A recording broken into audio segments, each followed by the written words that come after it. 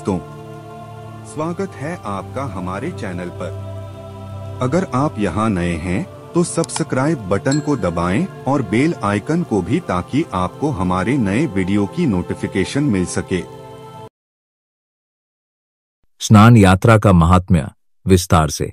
यह खंड स्नान यात्रा के आध्यात्मिक और धार्मिक महत्व को गहराई से उजागर करता है, जो इसे सिर्फ एक धार्मिक उत्सव से कहीं अधिक मोक्ष और आत्मिक शुद्धि का मार्ग बनाता है।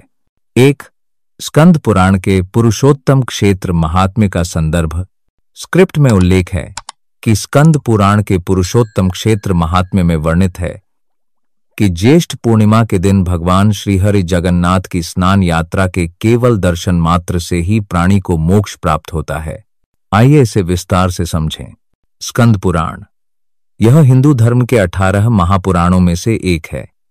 यह भगवान शिव को समर्पित सबसे बड़े पुराणों में से एक है, लेकिन इसमें विभिन्न देवी देवताओं और तीर्थों का विस्तृत वर्णन भी मिलता है।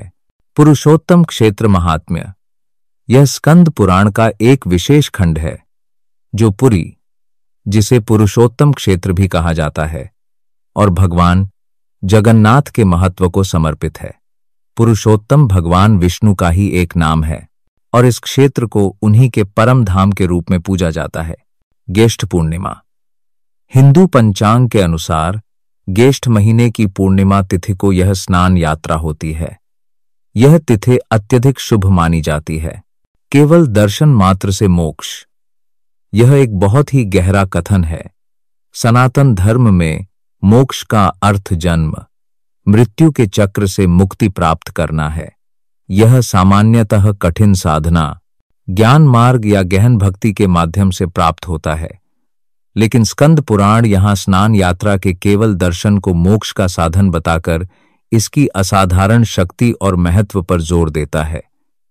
इसका तात्पर्य यह है कि इस दिन भगवान इतने करुणावान और सुलभ होते हैं कि उनके इस विशेष रूप के दर्शन मात्र से जीव के पापों का क्षय होता है और वह आध्यात्मिक उन्नति प्राप्त करता है, जो मोक्ष की ओर ले जाती है।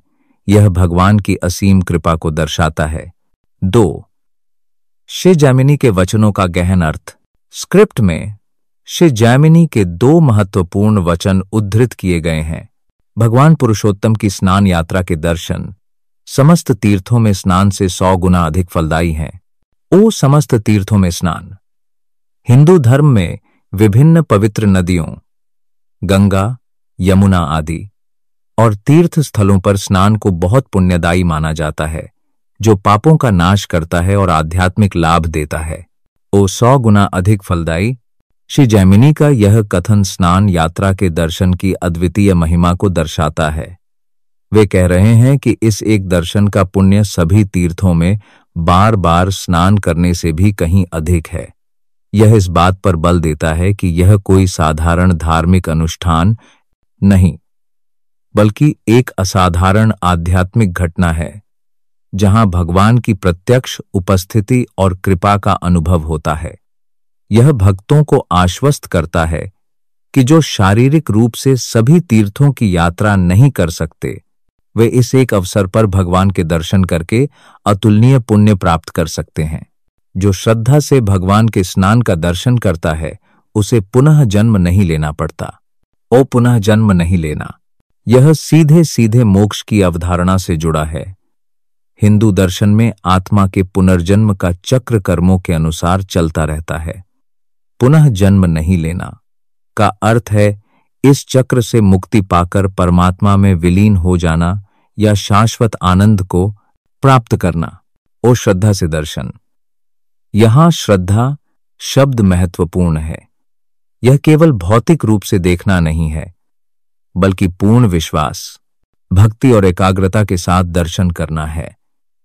जब भक्त अपने हृदय में सच्ची श्रद्धा लेकर इस दिव्य स्नान को देखता है, तो वह न केवल अपने पापों से मुक्त होता है, बल्कि उसकी आत्मा का उद्धार भी होता है, जिससे उसे आवागमन, जन्म, मृत्यु के बंधन से मुक्ति मिल जाती है।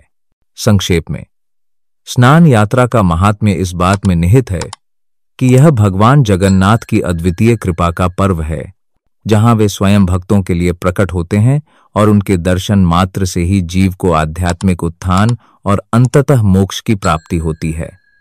यह सामान्य धार्मिक कृत्यों से कहीं ऊपर उठकर एक असाधारण आध्यात्मिक अवसर बन जाता है।